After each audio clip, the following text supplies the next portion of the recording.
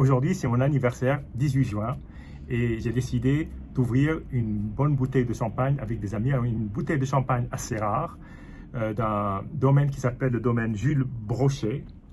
C'est un domaine qui a une très petite production, un domaine qui pèse 3 hectares, donc c'est très peu. Alors, cette bouteille est encore d'autant plus rare. Alors, vous allez me dire, vous avez raison, si elle est très très rare, vous risquez pas de pouvoir tomber sur cette bouteille. Et c'est vrai, c'est pas évident, parce qu'elle s'appelle Les Survivants. Il n'y a eu qu'une seule cuvée en 2021, donc sur la vendange 2021. 2021 a été une année extrêmement difficile au niveau du gel. Et sur les 3 hectares, le vigneron a réussi à réaliser 1500 bouteilles, en fait 1501 très précisément. Donc Dame Nature n'a pas été clémente avec le vigneron et il a donc décidé de mettre tous ses raisins dans une seule et même cuvée, sachant que normalement il en a plusieurs. Et donc c'est cette cuvée-là qu'il a appelée Les Survivants, qui est une année extrêmement difficile parce que les raisins ont réussi à finalement faire un tout petit peu de vin. Alors j'ai souvenir aussi d'une autre cuvée d'un autre vigneron qui s'appelle Fanfan Jean-François Ganeva, qui avait fait une cuvée qu'il avait appelée Les Survivants, aussi une année de gel, je ne me souviens plus exactement de l'année. Mais bon, là en tout cas en Champagne, ça a été une année très difficile. Donc voilà cette cuvée-là, il y a 1501 bouteilles. Cette cuvée-là porte le numéro 382. Elle a été dégorgée il y a un an, tout juste, en juillet 2024. On a tendance à penser qu'il vaut mieux attendre au minimum 6 mois et si possible un an après le dégorgement. Le dégorgement consistant à éventuellement ajouter de la liqueur et mettre le bouchon. Donc là, voilà, donc c'est le dernier geste après, bien évidemment, le vieillissement sur lit, enfin, l'élevage sur lit. Donc, alors le domaine Jules Brochet est un domaine relativement jeune, puisqu'il a à peine 5 ans, 2019. Et donc le vigneron s'appelle Pierrick Brochet. Pierrick Brochet a commencé dans la vigne après son BTS à faire un stage dans la grande maison de champagne qui est la Champagne Cellos, la maison de champagne Cellos. Et il a beaucoup appris, surtout sur le fait que le champagne peut être un vin de terroir, ce que le domaine Cellos a réussi aujourd'hui à révolutionner dans le monde du champagne. Et effectivement, il travaille les terroirs sur un petit domaine de 3 hectares.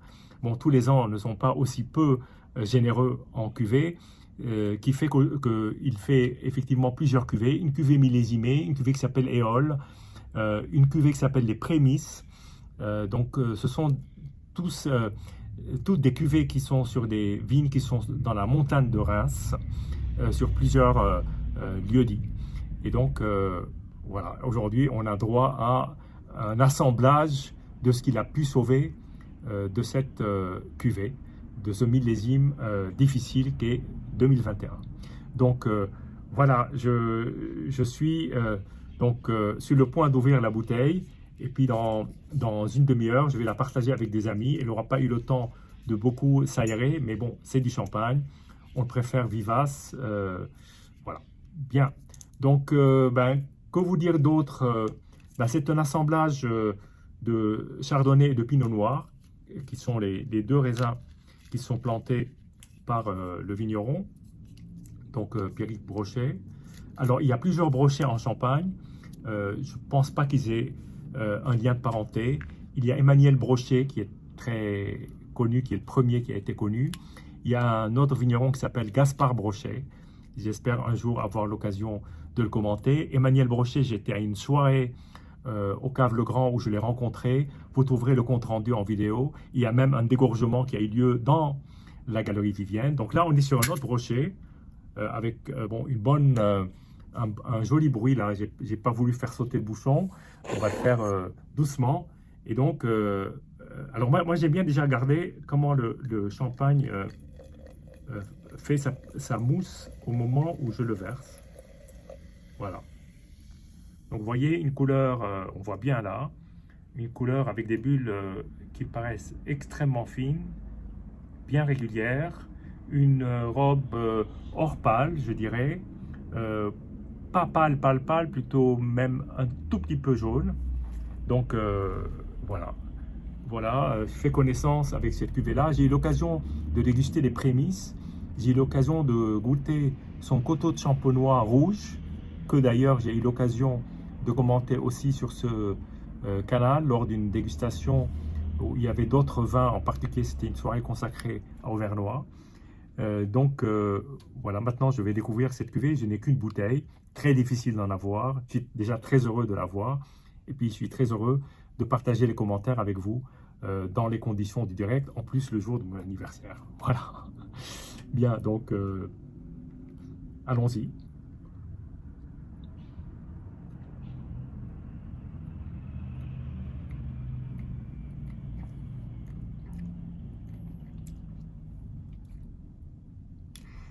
J'avais goûté les prémices et j'avais noté à quel point le champagne était superbe.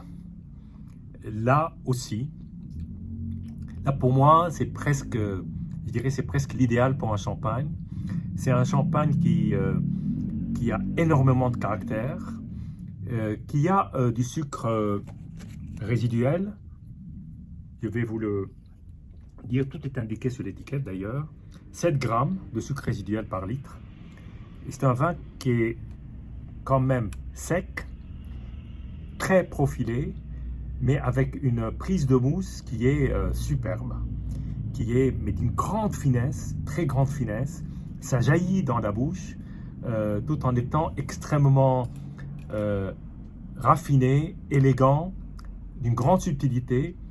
Il y a en bouche beaucoup d'arômes briochés qu'on retrouve au nez de manière différente, avec au nez du coin, un peu d'épices.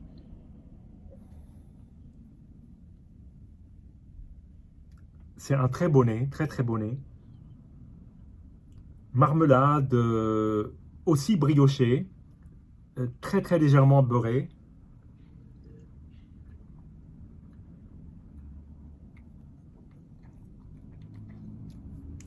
C'est franchement un régal. Il y a un très grand équilibre dans ce vin. On sent qu'il est dosé. Un dosage brut, à ma connaissance. Ça doit être indiqué sur la bouteille. Oui, je crois que c'est un dosage brut. Et c'est savoureux, c'est gourmand. Et aussi d'un grand raffinement et surtout d'une très belle allonge en bouche. On a l'impression que la sensation qu'on a, c'est que ça se développe en bouche avec toute cette finesse de bulle et ça vous prend et vous avez presque envie de finir le verre, ce qui est pas raisonnable. Mais bon, je suis en train de déguster et je vais le déguster ce soir avec mes amis. Je pense que ça va être un grand moment et je suis heureux d'avoir au moins une fois dans ma vie dégusté cette cuvée qui a été réalisée dans des conditions que l'on sait, de faible vendange. Donc voilà, comme je l'ai dit, une rare bouteille, superbe, vraiment un très grand, très grand vigneron. Très franchement, il y a peu de vins de champagne qui me donnent autant de plaisir et qui donnent autant de raffinement dans la dégustation, bien que la concurrence soit là et soit très dure aujourd'hui, avec l'émergence de nouveaux vignerons qui sont des vignerons de terroir. Je pense que la maison Sellos a tracé un chemin et aujourd'hui on a des personnes comme Pierrick Brochet qui nous ouvrent aussi la voie vers de nouvelles façons d'apprécier et de déguster le champagne. Voilà, je vous dis santé et à bientôt.